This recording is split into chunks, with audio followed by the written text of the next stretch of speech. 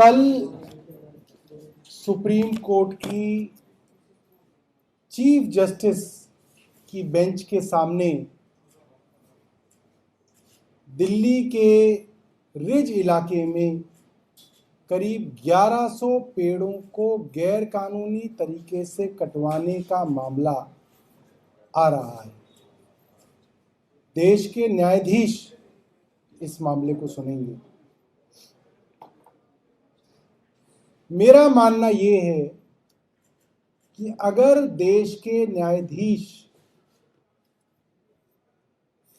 इस डीडीए के vice chairman के हलफनामे को 10 मिनट पढ़ लें तो देश की अदालत के सबसे बड़े जज साहब को ना सिर्फ पर्यावरण की, ना सिर्फ डीडीए की, बल्कि केंद्र सरकार और उनके लगाए हुए एलजी के बारे में सब कुछ पता चल जाएगा। सब कुछ। ये मामला ऐसा है जिसके अंदर दिल्ली की चुनी हुई सरकार के साथ क्या किया जा रहा है, दिल्ली के अफसरों के साथ क्या किया जा रहा है और केंद्र सरकार क्या कर रही है, और केंद्र सरकार के लगाए हुए एलजी साहब दिल्ली के साथ और दिल्ली की चुनी हुई सरकार के साथ क्या कर रहे हैं, ये उन्हें 10 मिनट में पता चल जाएगा। अब आप सुनिए डीडीए के वाइस चेयरमैन के हलफनामे में क्या निकलता है। इसके अंदर है, एक तो वो माफी मांगते हैं पहले सुप्रीम कोर्ट से कि हमने सुप्रीम कोर्ट से सच छिपाया। क्यों छिपाया? क्योंकि जो पेड़ गैर कानूनी तरीके से पहले ही काट चुके थे, चोरी पकड़े जाने के बाद सुप्रीम कोर्ट में उनको काटने की परमिशन मांगने गए। पहले काट चुके हैं, बाद में परमिशन मांगने गए कि साहब हमें पेड़ काटने हैं, परमिशन दे दो। वो परमिशन सुप्रीम कोर्ट ने रिजेक्ट कर दी।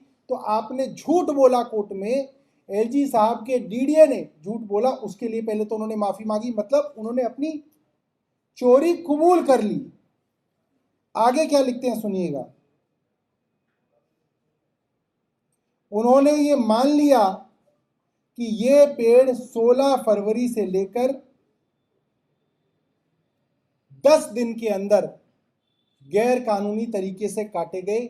अब डीडीए ने एक वाइस चेयर, डीडी की एक कमेटी बनी जिसका हलफनामे के अंदर उन्होंने बताया। उसके अंदर आप सुनिए कि हुआ क्या।